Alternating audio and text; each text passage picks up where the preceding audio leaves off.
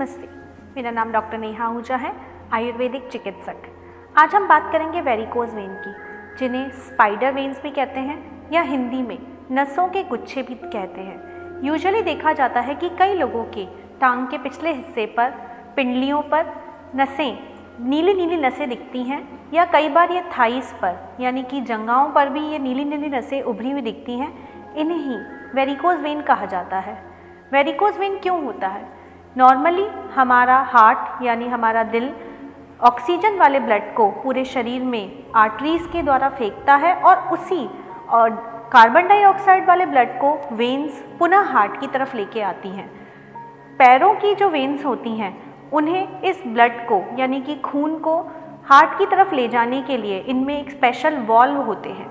Valve का मतलब आप एक तरीके का दरवाज़ा या खिड़की समझ सकते हैं, जो कि इन ब्लड को एक प्रेशर के साथ ऊपर फेंकते हैं और पुनः बंद हो जाते हैं।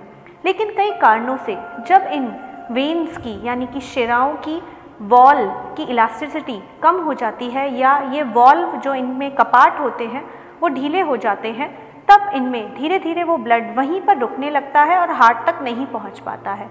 धीरे धीरे ये वेन्स यानी नसें फूलने लगती हैं और वेरिकोज वेन का रूप ले लेती हैं। वेरिकोज वेन के सिम्टम क्या हैं? हम कैसे पहचानें कि हमें वेरिकोज वेन है?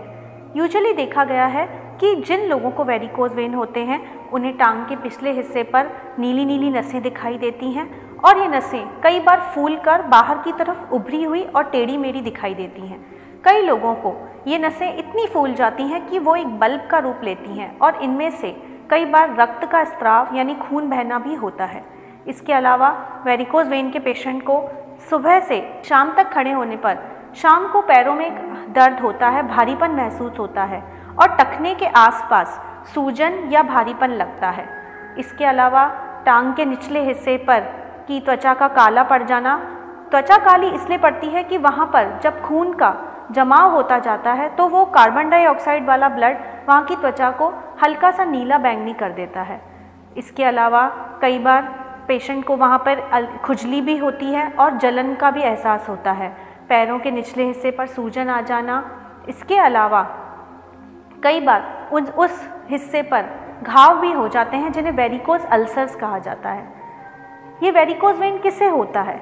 इसके कॉमन कॉजेज़ में सबसे पहले हम जॉब को मानेंगे। जिन लोगों का जॉब ऐसा है जिसमें वो लगातार खड़े रहते हैं, जैसे ठेले वाले, सब्जी वाले या मॉल में काम करने वाले कर्मचारी या नर्सेज या पुलिस वाले जो लगातार खड़े रहते हैं, उन्हें शाम होते होते पैरों के निचले हिस्से पर भारीपन लगता है। उनके खड़े रहने के कारण उनके पैरों पर एक विशेष दबाव पड़ता है, नसों पर दबाव पड़ता है और वो ब्लड वहीं रुककर वेरिकोज वेन ले लेता है, वेरिकोज वेन का रूप ले लेता है। इसके अलावा प्रेग्नेंट लेडीज़ में मोस्टली वेरिकोज वेन पाया जाता है, जो कि फर्स्ट प्रेगनेंसी की डिलीवरी के बाद ख़त्म हो जाते हैं, परंतु सेकेंड प्रेगनेंसी के बाद वो पुनः उत्पन्न हो जाते हैं। इसके अलावा ओबेसिटी, जो लोग बहुत अधिक मोटे हैं उनमें वेरिकोज वेन बहुत ज़्यादा पाया जाता है, क्योंकि उनकी बॉडी का प्रेशर सारा टांगों पर पड़ता है और उनके वेन्स पर पड़ता है। इसके अलावा मीनोपॉज यानी 50 से ऊपर की महिलाएं जिनमें मासिक स्त्राव बंद हो चुका है, उनमें हार्मोनल लेवल को चेंज होने के कारण वेन्स की इलास्टिसिटी में चेंज आ जाने के कारण या इलास्टिसिटी कम हो जाने के कारण उन्हें वेरिकोज वेन हो जाता है। इसके अलावा जेनेटिकली भी यदि आपके माता पिता को वेरिकोज वेन है तो आपको भी वेरिकोज वेन होने की संभावना है। अब वेरिकोज वेन के इलाज की बात करते हैं। देखा गया है कि वेरिकोज वेन के इलाज के लिए सर्जरी ही आखिरी ऑप्शन माना गया है, परंतु सर्जरी कराने के बाद भी कई बार ये पुनः दूसरी वेन्स में वेरिकोज वेन की दूसरी वेन्स में हो जाता है। इसलिए सबसे उत्तम उपाय यानी उपचार आयुर्वेद में है। आयुर्वेद के द्वारा वेरिकोज वेन को अंदर से उनकी इस तरीके की दवाइयाँ दी जाती हैं जिससे कि वेन्स की इलास्टिसिटी यानी उनकी दीवारों की ताकत बढ़ती है, वॉल्व्स की इलास्टिसिटी बढ़ती है और इसके अलावा माइक्रो सर्कुलेशन बढ़कर जो ब्लड का एक्यूमुलेशन हो गया है वो ठीक होता है। इसलिए आयुर्वेद को अपनाएं और वेरिकोज वेन से मुक्ति पाएं।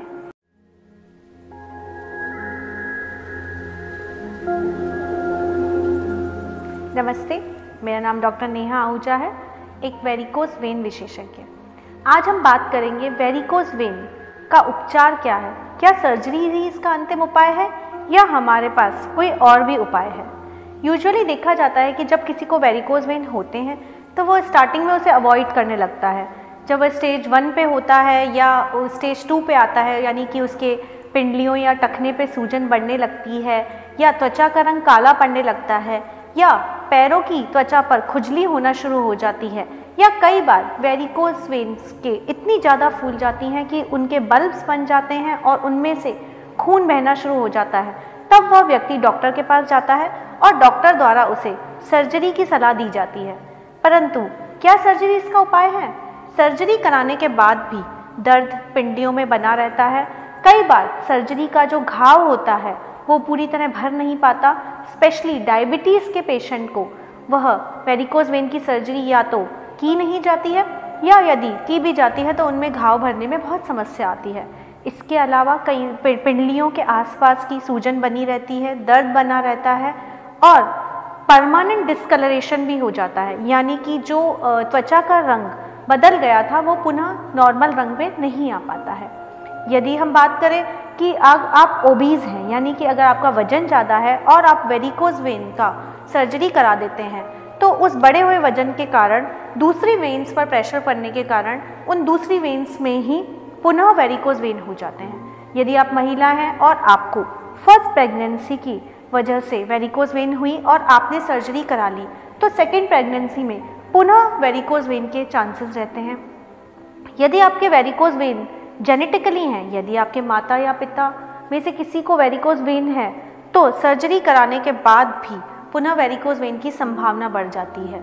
इसके अलावा डीवीटी यानी डीप वेन थ्रोम्बोसिस के पेशेंट को भी वेरिकोज वेन की संभावना बढ़ती है, या यदि आपका जॉब ऐसा है जिसमें खड़े रहने या बैठने का ज़्यादा काम है तो सर्जरी के बाद आपकी जिस वेन को सर्जरी की गई है पुनः दूसरी वेन जिनकी इलास्टिसिटी पहले से ही कम है या वॉल्स कमज़ोर हैं उनमें पुनः वेरिकोज वेन हो जाता है, जिसे न्यू वेन्स फॉर्मेशन कहते हैं।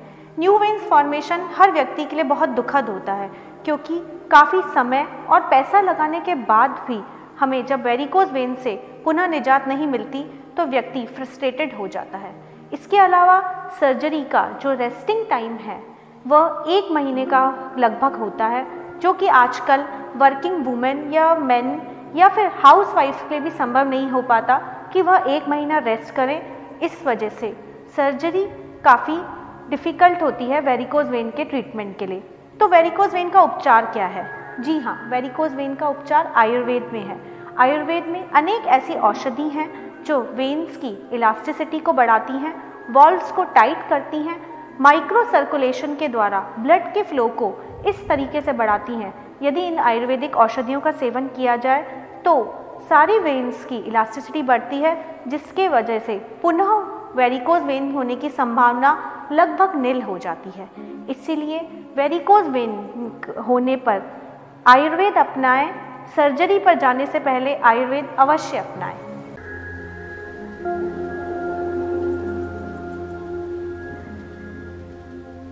नमस्ते, मेरा नाम डॉक्टर नेहा आहूजा है, वेरिकोज वेन विशेषज्ञ, आयुर्वेद चिकित्सक। आज हम बात करेंगे वेरिकोज वेन के साथ किस तरीके की लाइफस्टाइल को अपनाकर हम वेरिकोज वेन को कम कर सकते हैं या ख़त्म कर सकते हैं। इसमें एक्सरसाइज आती हैं, तरह तरह के भोज्य पदार्थ आते हैं। इसके अलावा किस तरीके से हमको वेन्स के पेन को कम करना है। सबसे पहले ज़रूरी है एक्सरसाइज। दिन का अपनी दिनचर्या के 30 मिनट आप वॉकिंग को दे सकते हैं, रनिंग को दे सकते हैं या योगासनों को दे सकते हैं।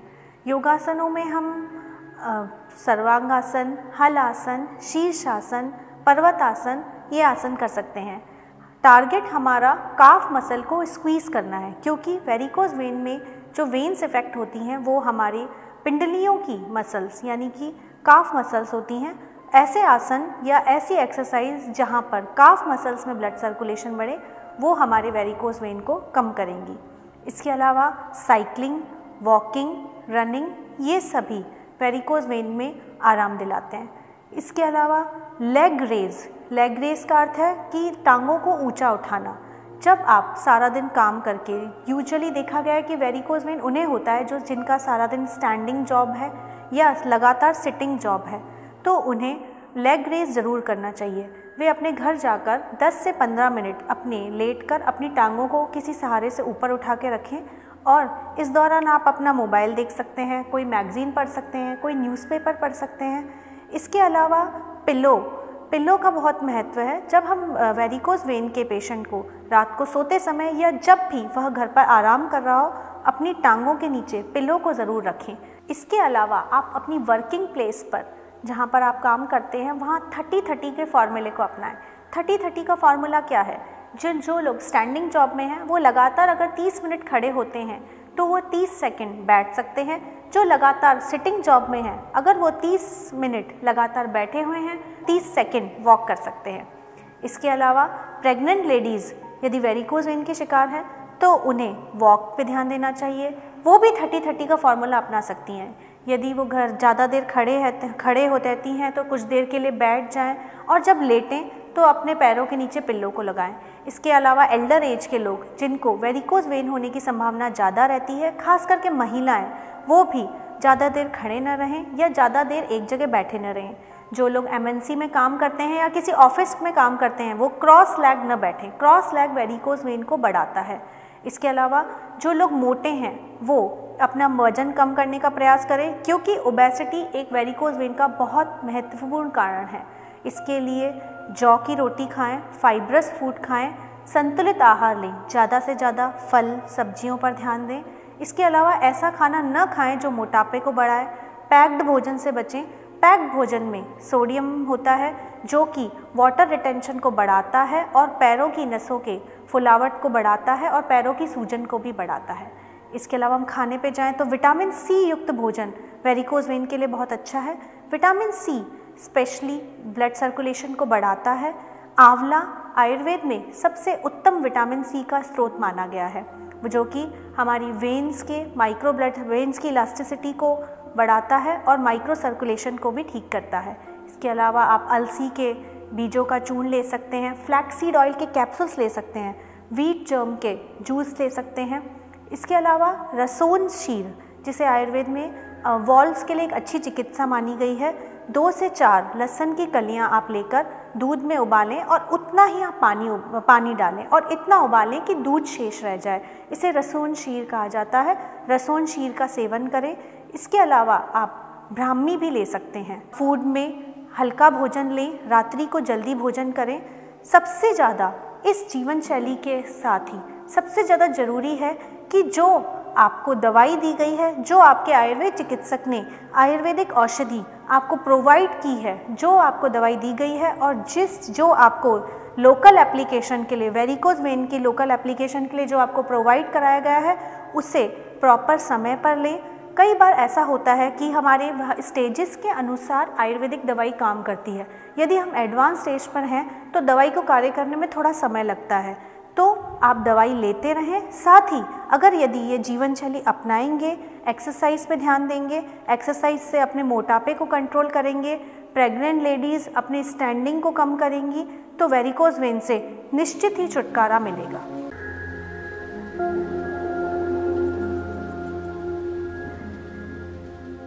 नमस्ते, मेरा नाम डॉक्टर नेहा आहूजा है, आयुर्वेदिक चिकित्सक और varicose vein specialist.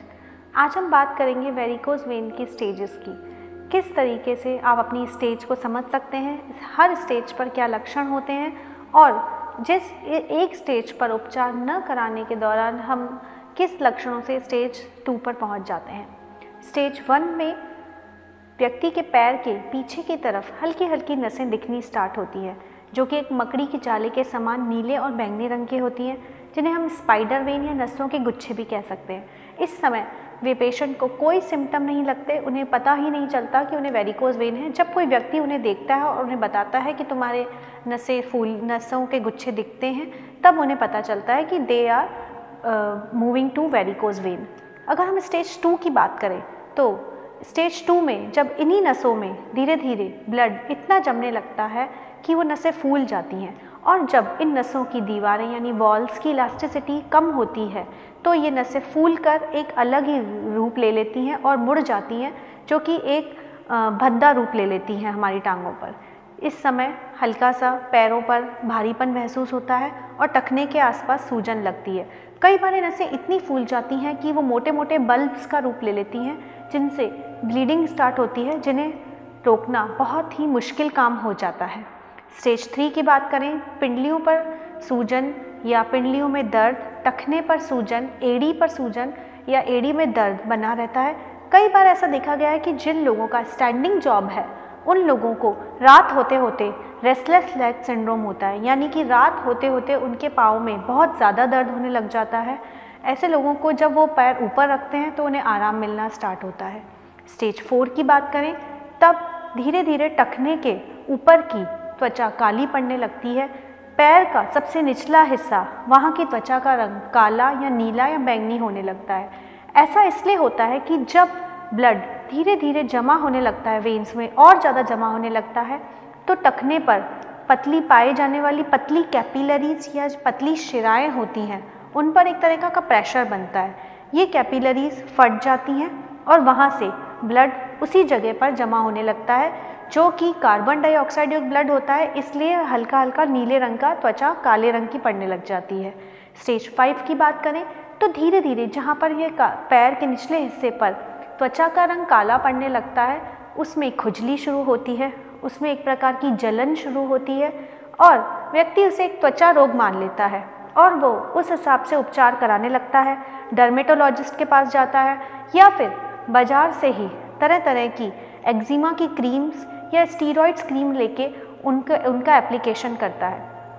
Steroids cream का यह नुकसान होता है कि इसमें वो स्किन को और पतला करती हैं और ये वेरिकोज एक्जिमा स्टेज 6 में जाकर वेरिकोज अल्सर में चेंज हो जाता है और अल्सर की स्टेज आते आते यह बहुत ही दुर्भर हो जाता है इसे ठीक करना, और अल्सर्स को हील करना भी एक दुष्कर कार्य हो जाता है। इसलिए ये सबसे ज़्यादा ज़रूरी है कि वेरिकोज वेन का उपचार समय पर किया जाए। जब आपको लगे कि मुझे वेरिकोज वेन शुरू हो गया है तभी उसका उपचार शुरू करें। इसके साथ साथ अपनी लाइफस्टाइल में कुछ ऐसे चेंजेस करें जिनसे हम आगे नेक्स्ट स्टेज पे नहीं पहुंच सकें। उपचार के दौरान सबसे पहले ज़रूरी है कि कैप्सूल और ऑइंटमेंट को पूरे समय के साथ उपयोग किया जाए। कई बार व्यक्ति कैप्सूल लेना शुरू करता है और वो सोचता है कि उसे किसी भी तरीके का फ़ायदा नहीं हुआ और वो 10 या 15 या 20 दिन बाद उन कैप्सूल्स का सेवन बंद कर देता है या उन दवाइयों का सेवन बंद कर देता है। ऐसा नहीं करना है। कैप्सूल का इफ़ेक्ट आते आते कई बार 45 डेज़ लग जाते हैं, इसलिए 45 डेज़ और 45 डेज़ इस तरीके से 3 राउंड में इस दवाई को लिया जाता है। इस दवाई को लेने से का 45 दिन का कोर्स इसलिए रखा गया कि शुरू के 45 दिन यह अपर लेवल पे काम करती है, फिर नेक्स्ट 45 दिन वो 45